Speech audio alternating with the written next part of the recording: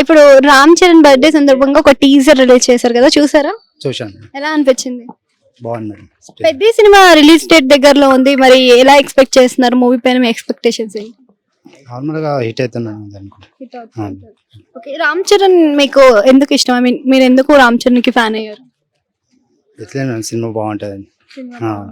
Okay, so Ram Charan qualities లో మీకు నచ్చిన క్వాలిటీస్ ఏంటి? ఆయన క్యారెక్టర్ ఓకే. పెద్ద సినిమాలో మొన్నటిదాకా ఒక పోస్టర్ చాలా వైరల్ అయిందండి, అది కాళ్ళు ఉండవు అని చెప్పేసి. నిజంగా కాళ్ళు ఉండకుండా ఉంటే ఆ క్యారెక్టర్ అందరికి నచ్చుతుందా? ఫ్యాన్స్ యాక్సెప్ట్ చేస్తారా? చేస్తాను. ఓకే, సో ఇందులో జాన్వీ కపూర్ కూడా హీరోయిన్ గా ఉన్నారు కదా, మళ్ళీ శ్రీదేవి చిరంజీవిని చూసినట్టు ఉంటుంది అంటారా? అవును, చూసాను. 2 సాంగ్స్ ఇప్పటికే రిలీజ్ అయ్యాయి కదా, మీకు ఏ సాంగ్ నచ్చింది? చిక్రీ చిక్రియా లేకపోతే రై రై రా? రై రై సాంగ్.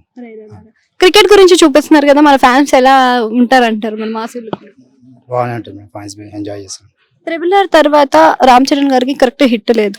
దానికన్నా ముందు వచ్చిన మనకి ఆచార్య కానీ, గేమ్ చేంజర్ కానీ, ఇవన్నీ కూడా నార్మల్ టాకే వచ్చింది. మరి పెద్ద దాన్ని బీట్ చేస్తుంది అంటారా RRR? హీస్ మైట్ అవుతుంది.